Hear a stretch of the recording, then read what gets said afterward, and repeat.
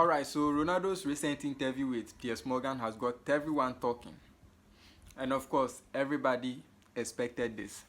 You know, I saw one Ronaldo fan page with a post um, making comparison between the two um, greatest players of all time.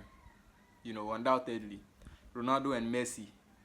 The recent interviews they've done, and then the caption was Messi had an interview with um, arguably the best football journalist in the world, and no one cared about it.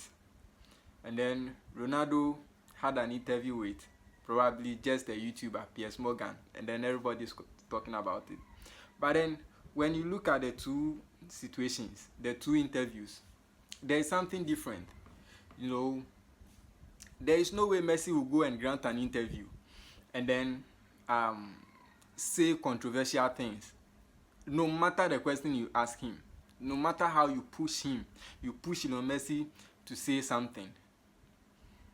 But Ronaldo is a different gravity.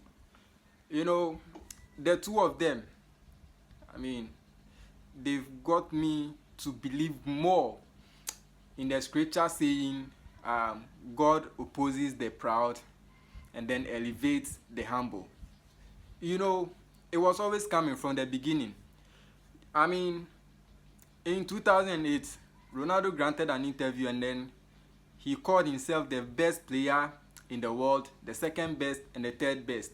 And then he said there are other good players. And then he mentioned Kaka and then Fernando Torres. And then he said maybe Messi. You understand? By then he had won the Ballon d'Or. Fast forward, Messi also picked up from there. He won Ballon d'Ors. And at some point he was ahead of Ronaldo in the Ballon d'Or race. And then Ronaldo was ahead of him in the European Golden Boot race. And then Ronaldo granted an interview again and then said he wants more of European Golden Boot because Ballon d'Or depends on, it's all about voting.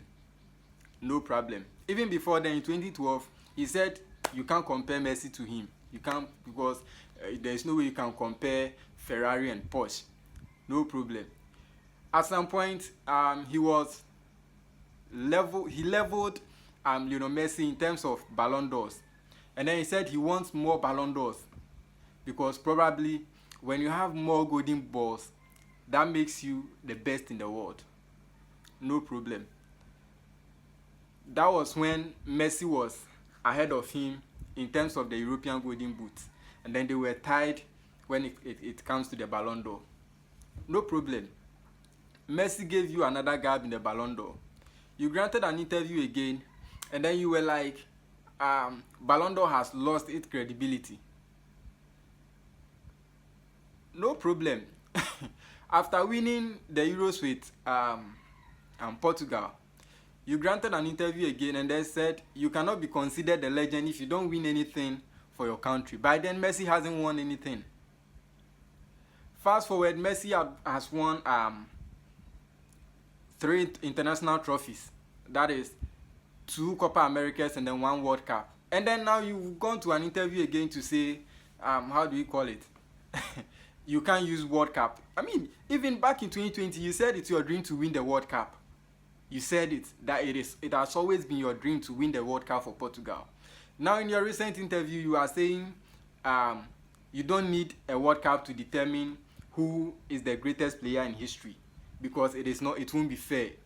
How can you determine the greatest player in history by a tournament, one tournament consisting of practically 6 or 7 matches?